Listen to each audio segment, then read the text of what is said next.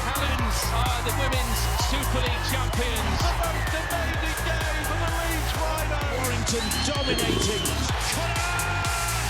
Great try for the Robins. Huddersfield Giants take the points home.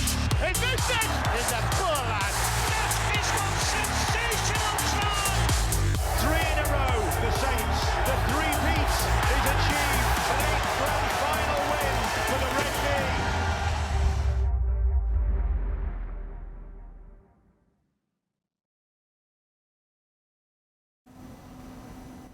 Hello and welcome to The Last Tackle here on The Sportsman. It's good to see you all. I'm delighted to welcome to the studio Adrian, Morley and Andrew Henderson. But we're going to start with some sad news. It was announced a few days ago. Harry Gration died suddenly at the age of 71. Now, Harry Gration was a stalwart of television in Yorkshire, but he was a massive ambassador for Rugby League, and he presented the Super League show for 1999 to 2011. Harry Gration, he just loved Rugby League, didn't he? Yeah, he certainly did, and he was fantastic. You know, he gave again a good platform for our game to be exposed, and like I said, he was a big advocate of the game, and I had the pleasure to come across Harry a few times during that time, and like I said, you know, kind of got great words to say about him. So yes, he'll be sadly missed in the media world, but you know, what a fantastic career that he had, not only just promoting Rugby League and the stuff he did with the Super League show, but obviously with BBC Look North and the other great things he'd done over his career. So yeah, he will be sadly missed, but what a fantastic career that man had. Yeah, just want to echo what Hendo says there. Fantastic for our game, for our sport, and a great ambassador and very proud Yorkshireman. And you know, when you get someone in that position and that environment who are very passionate about Rugby League, you know, you need to nurture them type of people. But he was absolutely fantastic, and very, very sorely missed he will be. It certainly will be. I used to love how I used to finish the Super League show. Enjoy your Rugby League, we do. So thoughts are with Harry, family and friends. Right, let's just move on. Hendo, it's the first time I've seen you since that All-Stars game. Yes. Did you enjoy it? Loved it. Look, I'm very, very fortunate to be part of that experience again. I mean, it was great the year before in 2021, and like I said, the thing for me, having the opportunity to work with two different styles of head coaches as well over the last 2 years, Tim Sheens in 2021 and Ellery Hanley this time in 2022. But again, look, I felt that the All-Stars delivered a strong performance. I think we gave England a good test. I think the whole exercise around it has worked for the last couple of years. I do feel it's important that England do get that hit out as a nation, you know, leading into a World Cup especially, and I think from the All-Stars point of view, I think we were able to put out a decent side that was able to compete. You know, last year we managed to get the result. This year we fell short, but again, I think the concept is right, and I'm hoping that it will continue beyond this year, Mark. Just a little bit unfortunate we couldn't quite get some of the players that we had targeted to play in this game, some exciting talent that we missed out on, but I still thought we put together a strong side that challenged England on the night. Where do you think England are at? I thought we looked good defensively. Yeah, well, before the game, you know, after last year's loss, you know, you didn't know quite what to expect, but I was a lot more enthused after the game than I was before it, to be fair. I thought that, yeah, the defence was fantastic, and you could see a great team spirit, and you know, it's a very typical Sean Wayne coach side where they never get up for each other, and I thought they were worthy winners, and you've got the NRL boys to come back and fit into the squad. There's a couple of Super League based players who weren't available for one reason or other, so I was very pleased with the performance, and you know, hopefully with another game or two under the belts they'll be serious contenders. And what was it like working with Ellery Hanley? Yeah, it was good. It looks good. Fantastic. Yeah, look, he plays a lot of squash, does Ellery, so that's how he keeps himself fit. But yeah, look, he's a unique character. I really enjoyed his company, and you know, got to spend some time with him at his home and meet his lovely partner as well. And but like I said, you know, he's got an aura, hasn't he? He's got a presence about him that you can't sort of, you know, turn away from. You know, you're just drawn to the man, and I know the players obviously as well, you know, were in awe of him too when he came into the camp, and like I said, he's a lovely man, a gentleman, and like I said, I thoroughly enjoyed working with him, and and you pick up bits, you know, just watch the way he sort of got around certain players individually and things like that. So I certainly was able to pick a few bits out of Ellery to move forward in my career. But yeah, it was an enjoyable experience working with him. It was funny watching him in his interview post game, and they said, "Are we going to see you back coaching Rugby League?" And it was an adamant no, I'm quite happy to do this, but I'm not going to get back involved on a day-to-day basis. Now let's talk round 16 of the Betfred Super League. And Moz, a couple of your old clubs, plenty of talking points. Starting with Leeds, St Helens 42, Leeds 12. Right, disciplinary problems at Leeds, or is it frustration? Maybe a bit of both, Mark. I mean, for 50 minutes, I thought it was a great contest. Leeds really did go to play, and certainly the first half. Yeah, the first half. I mean, it could have been 12-10, couldn't it? Yeah, and I think one shining light is Harry Newman. I thought he was absolutely outstanding again. But now he's banned for 3 matches. Right. Okay. Well, it's 1 foot forward, two steps back. So, but I mean, there's no doubt in his talent. You know, I thought it was outstanding at the weekend, but Leeds, they just didn't quite get it right in terms of the discipline, but they did compete for a while, so they need to tweak a few things, but they are improving under Smith, but weren't quite good enough against, you know, let's face it, probably the best team in Super League at home as well. So, but yeah, it was a contest for a while, but the scoreline just blew out a little bit at the end. How good is Conrad Hurrell, the ex-Leeds man, and Yep. signed another contract, hasn't he, an extra 12 months? Yeah, well, I think, you know, he's good for a number of reasons, you know, not only because he's a talented player, but he just brings so much energy and enthusiasm around your organisation as well. He's great for getting in amongst the community. He's great for team spirit, and then obviously has the added benefit of still being a quality player. So I think there's a number of reasons why, you know, Saints will be happy to retain Conrad Hurrell, because I think he offers more than just that playing side for them. But yeah, it's at the moment for Leeds, I think they're in a position where, for me, they just got to find a sense of identity. That can be Leeds phoning you, Moz. Can you come back and help us, coach? Or is it Warrington? Yeah. Can you come and help us? But yeah, I just feel for a moment at Leeds, I think, you know, Rowan Smith's come in, he's obviously assessing things at the moment, he's got the tools he has to work with, but I think he needs to try and create a bit of an identity for that team. I don't know what you think, Moz. I think Leeds has lost a sense of its soul for me as a team, and I'm not sure they know what their purpose is at the moment as a group, if that makes sense. What do you think? Yeah, no, I totally agree with you. I mean, it was a number of years ago, but when they lost the world-class, once-in-a-generation type of players, you know, your Sinfields, your Peacocks, your Lulais, they've never really recovered from losing them guys. So I know Sinfield was the driving force behind the club for the best part of 20 years.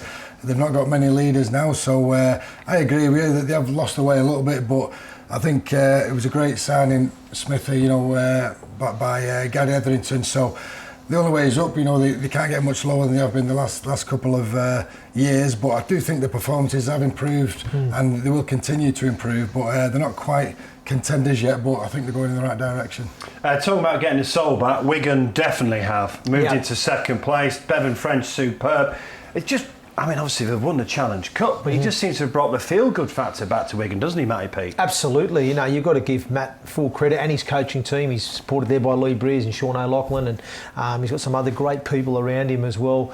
Sean Wayne's one of those as well. It's obviously there to help mentor and guide him to a degree. And I just think they look really strong. I think they look strong off the field, like I just said there, with the whole performance department and operation, but also on the field. Like you said, you can see that they're enjoying their rugby league, and obviously Matty's been maybe changed and tweaked a few things there to try and bring that togetherness and that camaraderie, but it's certainly translating in the way they're playing. And I think I've said it before on this show, Mark, that, you know, I've watched Wigan from the start to where they are now, and they just seem to be growing and building, and I think they will have a really strong finish to the end of the season.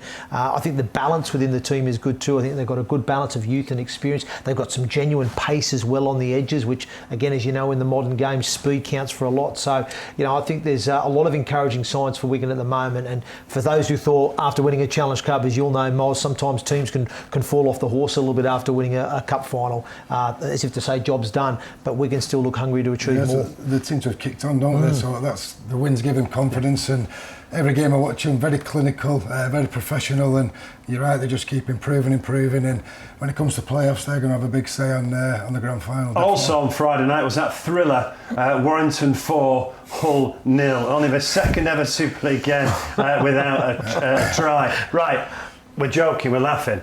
I think if you're a Warrington player and a Warrington fan, after 5 defeats on the bounce, you're just delighted to get a result, aren't you? Yeah, you could see the desperation with the players. You know, certainly the last 5 minutes of the game, they just The try line defence was fantastic. To keep any team to nil is a big achievement, but you could see, as I say, the desperation, but then the relief when the final whistle went. All the players, certainly all the coaching staff and all the spectators really, you'd have took the win in any shape or form at the weekend. They got the win. They just need to build on it now, but it's it was quite a dour game. Let's be fair, but it served a purpose for Warrington, and they're hopefully going to go bigger and better now. But I think it was a case of just get the win at all costs. Look, both Leeds and Warrington can get in the playoffs. It is possible. They're not far off the playoffs. But for both Leeds and Warrington now, is it a rebuilding job for next season? Yeah, I think so. It's been well documented that Warrington have got 10 players off contract, this year. So I think it's a case of Darryl Powell bringing in his own personnel, and certainly if he does that, really going for it next season. Yeah. I think he'll have no excuses then. Everyone he's signed, and last year and this year he'll have no excuses. So I think they've got to stick with Powley and his philosophy, and get his team right. But certainly is a rebuilding phase. But just from an outsider looking in, the players who are leaving, and you don't see it much in rugby league, but players putting the queue on the rack thinking I'm elsewhere next year or I'm off contract, and not really putting it in. It seems to me they're not really trying. But as I say, you don't really see that in rugby league. Possibly football and other sports, but just for your own personal pride and your own professional pride. That's the word, pride. You want to be having a dig every game, whether you're there or not. And I just didn't see it this year with Warrington. Stephen Retchford has just extended his contract for a further 2 years. Right, there's just 3 more games to talk about on Sunday. Hull KR Huddersfield. I tell you what, Huddersfield. Mentioned about Wigan kicking on after the Challenge Cup. Teams have often fallen away after losing the Challenge Cup. About 6 Super League wins on the bounce now. Yeah, it's brilliant. They have played really well this season, haven't they? I've enjoyed watching Huddersfield. I think they're playing a great brand of rugby league football. It's great to see Will Price back in the mix too after serving that long suspension as well, because he's such an exciting talent. 7 unanswered tries at Hull KR. Yeah, well, it just shows you where Huddersfield are at, aren't they? They are. Well, they've made it clear, haven't they? They generally want to go for it this year, and I think that was probably a little bit of indicative of, Huddersfield. They never released any players for the All Stars game. Made sure all players were kept, which I understand as well, because they've played in every game this year as well. So it was important to freshen them up, and I think that's proved to be the right decision by the head coach and the department there at the club, because they've come out and they've off the back of that week off, and they've really gone to town there on Hull Kingston Rovers. But you've got to admire the way Huddersfield have grown again this season from where they were last year. New coach came in, changed a few things, probably rattled a few cages, and then has obviously added some of the players that he's wanted into his team. The guys that were already there he's retained have bought in, and now they've really pushed on. They were unfortunate in that Challenge Cup final, Mark, weren't they? I was agonisingly disappointed. Sat there, the chairman and his family, obviously they were heartbroken. Absolutely, but then they've managed to then get over that fairly quickly and bounce back into the league, and that's 6, like you said, 6 Super League wins on the bounce. Ian Watson well. Yeah, now obviously he got Salford to the grand final, didn't he? Yeah. Against the odds, a Challenge Cup final. He's got Huddersfield to a Challenge Cup final as well. He's obviously doing something right, isn't he? And he didn't try and change too much too quick at the start, but it's just very, very slowly. And this year is, they probably should have, and definitely could have won that Challenge Cup final, but could have gone one way or the other. Could have felt sorry for themselves, but they've said no, that's gone now. Let's concentrate on the Super League, and they're the form team in Super League without a doubt. But Ian Watson, thumbs up. Great win for Cass, by the way. A golden point over Catalan Dragons on Sunday, 17-16. Now, do you know what? That's a big win for Castleford for me, mate. I just think that they've been a little bit hit and miss this year, haven't they? You could argue inconsistent at times. I felt that going into the season, I thought they'd finish around that mid-table mark. I just thought a little bit of a transitional period with a number of their sort of ageing players had left the club, a new coach coming in with a new coaching team, and they're probably on track and on course to achieve that for me and reach the playoffs if they can continue in that form. But I think that's a big result for Castleford, because not only is it for them to give them confidence, but I think it also makes a bit of a statement that, hey, we haven't gone away, disrespected or think that we're not quite there. Hey, we're just showing the competition that we are still capable of competing and beating the best teams. And finally, Moz, we've got you to talk about Leeds and Warrington. you can talk about Salford. Yeah. 74-10. Wow. Now, come on, you didn't see that coming, did No, you? I thought they'd get the win, I really did, but I didn't see that scoreline. No way, Mark. I don't think anybody did they? No, really? no, it was fantastic because Wakefield scored first, and then I thought it could be nip and tuck here, but to win in the manner they did was fantastic. I took my 2 young boys and Must have loved it, didn't they? loved it. I mean, die-hard Salford fan, just to win, you'd be happy with a win, but the manner in which they did it, long-range tries, and every 3 or 4 minutes was a try, and absolutely loved it, and they were worthy winners. They didn't just fluke it. They bombed a couple of tries as well, but the half-backs, Brodie Croft and Mark Sneed and the full-back Brealey were absolutely awesome. They're looking like they really are a very, very clinical team, and they can score points, that's for sure. Record points tally for Salford. Let's hear from inside the camp and hear from Callum Watkins.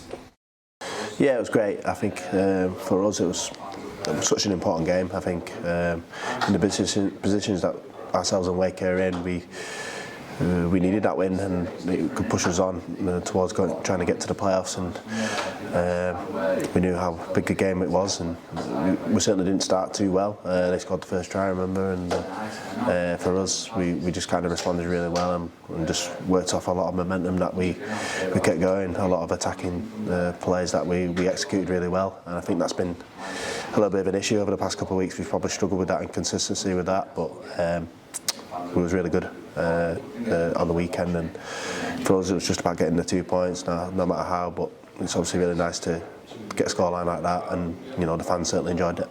Did it feel like a performance like that had almost been kind of brewing? Because obviously since Paul Rowley's come in, you've played a very easy on the eye, very attacking brand of football, but you just seem to tick every box at times yesterday.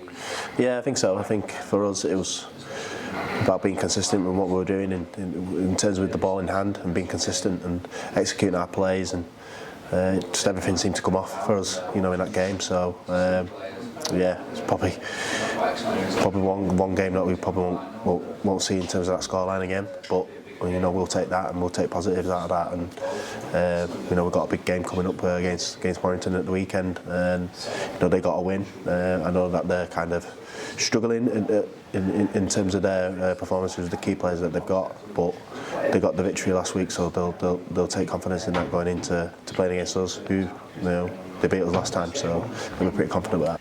Right, we've spoken about round 16 of the Betfred Super League. Well done to Salford, that was a big win, wasn't it? 74-10.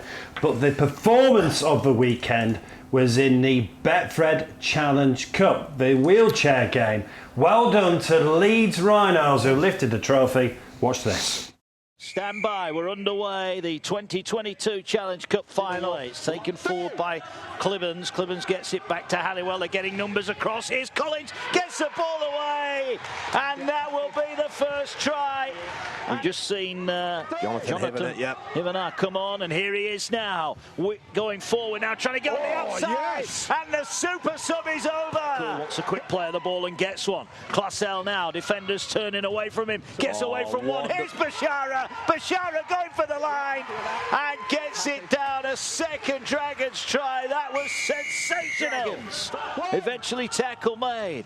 Here now goes Vargas, skips past one. He's got in. Well, the Leeds players are saying they made the tackle, but the referee says it's a try. Cool. Plays it now, 4 metres away. Halliwell looking, and Halliwell reaches through, and he has scored. Well, the Dragons are hanging on here. Halliwell trying to work his way over, and he's in again. Taps the ball on the wheel. She's classed as a limited movement play. See that from the luminous armbands that she wears here. And the ball going wide. And Boyd Ward is going to be on the end of it. Will tap the ball on the wheel. A moment of magic from the Rhinos. Taken forward there by Dore. He gets a quick play of the ball. Busson driving forward. And Busson slices his way through.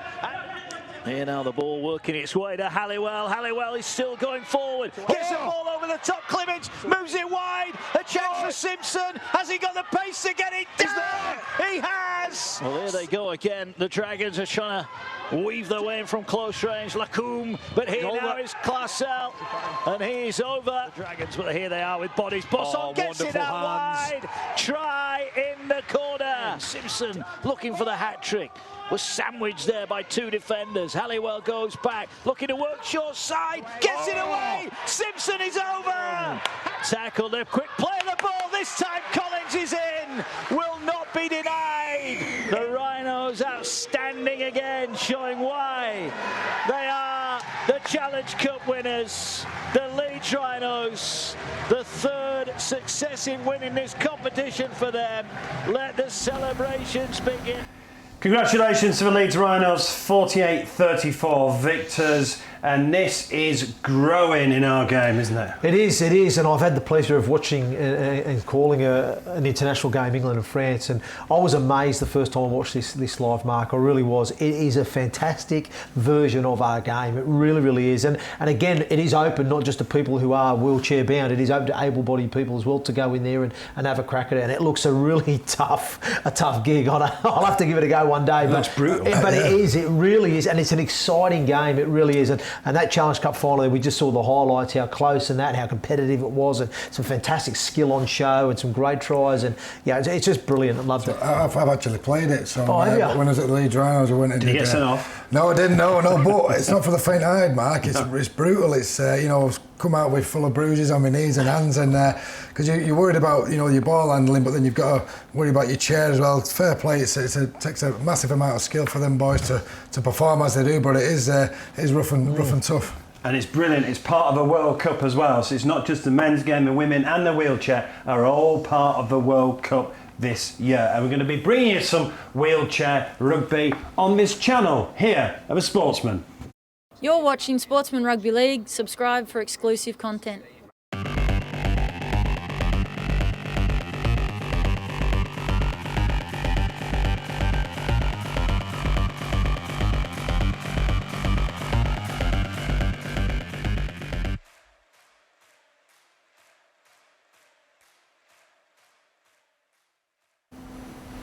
I will announce those games, the Wheelchair Super League, the coverage very, very shortly. Right, let's talk round 17 of the Betfred Super League. Castleford versus Huddersfield, and we mentioned it, Huddersfield are flying at the moment. They are indeed. Look, this is going to be a great game. Yeah, Castle coming off the back of that great 1 point victory against Catalan. They will be going in with some confidence and generally believing that they can get a result. But Huddersfield, like you said, is that unbeaten run going to come to an end? They've won the last 6 in Super League. I personally I think Huddersfield will have a little bit too much against Castleford, but I do think it will be a great contest at Moz. They could have quite easily have fallen away after that Challenge Cup feat, but they've come back strong, Huddersfield. Yeah, the form team in the competition, and I agree with you. I think Huddersfield are just a bit of a notch above Castleford at the moment, but big win last week, that could give them confidence, home advantage, so it's quite a compelling fixture, that one. Well, let's get the inside track from inside the Huddersfield camp and here from Ashton Goulding. Well, it must be a pretty good time at the moment to be a Huddersfield Giants player. You're flying in the league. Yeah, it's going well, but it's more rewarding within the group.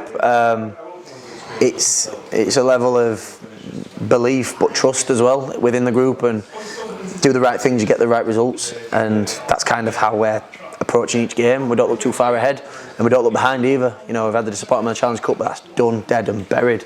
And the grand final is a great spectacle that we could achieve, but again, it's about little goals in order to achieve the bigger goal. So, it is good to be a Huddersfield Giants player right now, but I've tasted the other side of it as well, and I know how quickly it can change. So, consistent actions and that kind of stuff will keep us where we're at. Yeah, you mentioned that the cup final. Previously, we've seen teams drop off after a cup final, win or lose. Yet you guys have done the opposite. You've played possibly your best rugby of the season since then. Yeah. Has that been spoken about within the group? No, but I think it's testament to the calibre of the grand final. It was such a grand final that both teams have come out of it with good form.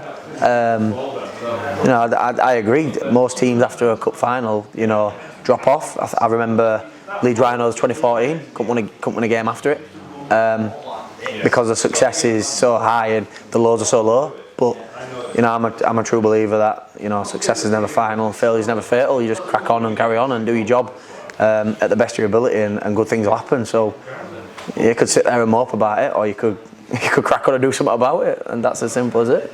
Well, that's what we've done. They've cracked on, haven't they? They are the form team in the Betfred Super League. Huddersfield. This is a huge game. Hull FC versus Leeds. Hull won at Headingley 31-8. Yeah, I think it's two teams in poor form really, and coming off a loss as well. So I know Hull, the big derby is Hull KR, but they love nothing more either than Leeds Rhinos going to the big city in Hull. So they'll be up for it. But I think home advantage for Hull will be the deciding factor. But yeah, two teams and not playing as well as they would have liked. So it'll be interesting to see who does come out on top. And Hendo, a repeat of last year's grand final. Yeah. Catalans versus St Helens. Steve McNamara was very disappointed. He was 16-10 up against Castleford. Yeah, absolutely. I'm actually going to tip a Catalan victory this one. I know it's probably against what everyone will think, but I think Catalans will be highly motivated. I think they would have targeted this game. I think they probably maybe had one eye on this game, to be honest. I just get a sense that since that grand final there seems to be a little bit of spite between the two clubs, isn't there? We saw it in the opening round early in the season and whatnot, and maybe tempers boiled over, and not to the detriment of Catalan Dragons, to be honest, that night. But I just feel that Catalans have been probably building for this game, targeting this game. And to be honest, they need a performance, if I'm honest, Mark. I think they've been a little bit indifferent in recent weeks, and I think they do need to deliver a performance, and I think Steve McNamara will have them firing, and I think they're going to have just a little bit, and they're going to nick it on the... Probably the tie of the round, that one, isn't it? Yeah, I'm looking forward to it. Repeated the grand final, so... Yeah, looking forward to it myself. Toulouse versus Hull KR. It's a big month for Toulouse. It is. If they've got any aspirations of catching the other boys and staying in Super League, they need to win this game. So I think they'll be putting all their eggs in this basket, and they need a win. And Hull KR coming off quite a heavy defeat as well. So they'll be fancy the chances to lose, but we do know they've not got a fantastic record home or away. Wakefield versus Wigan. Yeah, well, look, Wakefield need a response, don't they, after that disappointing loss to Salford, but unfortunately they're facing the animal that is Wigan, and I just can't see them getting a result against Wigan at the moment in the form that they're in. I think Wigan have just got, I think it means more to them at the moment. They're on a journey of trying to achieve more, and I think Wakefield, I just don't think they're going to have the cavalry to compete enough with Wigan. I just can't see past that. However, they do need a performance, Wakefield, because like I said, that was very, very disappointing last time out against Salford. And the final tie of round 17 is fascinating. Warrington versus Salford. Warrington had those 5 defeats on the bounce, then they beat Hull just 4-0. Salford, but massive victory over Wakefield 74-10. Right, your two old clubs. How big is this for Warrington at home again to try and put 2 back-to-back wins together? It's massive. Even though they did get the victory, it wasn't particularly pretty or impressive in my opinion. But Salford are going to go there very, very confident. Having scored all the points, so it's massive for Warrington. But I think Salford are going to go there, and I think they'll be the favourites. And I think Salford will do a job. I'm actually going to go to the game on Sunday, and it'll be really, really interesting to see just how it pans out. I think this is huge for Warrington, this game. Well, I don't care what anybody says, for Warrington, it's a must-win for them, in terms of that. They need to, like I said, they need to recapture some form, they need to recapture some confidence, and the only way they do that is by delivering a performance. As you said, Mark, back-to-back results will help them move forward as a group and as a club. But as we do know in recent years, Salford has become a bit of a bogey team for Warrington, has picked up a number of wins against Warrington in recent years. So, yeah, I don't think it's going to be an easy one. I'm with Moz. I think Salford are going to have too much on the night. I just think they've got a little bit more creativity about them as a team. I think they'll know that they'll probably smell a bit of blood too with Warrington. They know that probably Warrington are just, they're just struggling a little bit, and they'll see that they're vulnerable.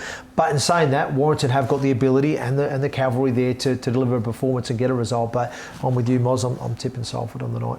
Right, round 17 of the Betfred Super League, but now it's time for Try of the Week. Welcome to Try of the Week. I'm Ross Fiddies, and here are this week's contenders. Try number 1 is the Women's Super League. Leeds Rhinos hoping to clinch it in the final few minutes here. Winfield Hill with the kick on the 4th, and it's kicked on by Fran Goldthorpe. Scrambling defence by St Helens. Goldthorpe does well to shake them off. She spins off one, spots a gap, and she's through to take the win for Leeds. To the men's game now, and the Rhinos on the attack again. Blake Austin with the ball, and he goes for a kick out wide. Fussy Tua does well to collect and just stays in the field of play to offload to Harry Newman, who shakes off Siranen and comes back on the inside. He picks up the pace now while Saints scramble again, but look at that run through. What a try for Harry Newman. Try number 3, Wigan leading 28-6 to Toulouse. It's a great catch from Jay Field, and look at the footwork from Wigan's main man. He makes it look easy as he sidesteps through the defence and crosses over for Wigan.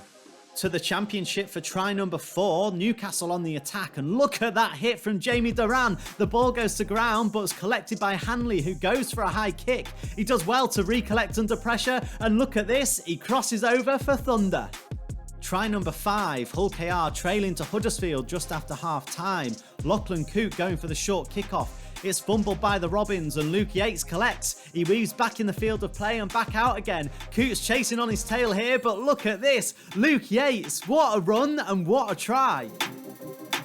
And finally, try number 6, it's Whitehaven at home to York. It's a big tackle from Glover there. The ball's collected by Antrobus. He looks to be away now. He's got 2 in support, but Luke Broadbent is on the chase on his debut. There's no stopping York's latest signing though, and it's a length of the field try for Antrobus.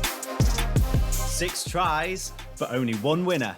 Head to the R-League app now to vote for your favourite.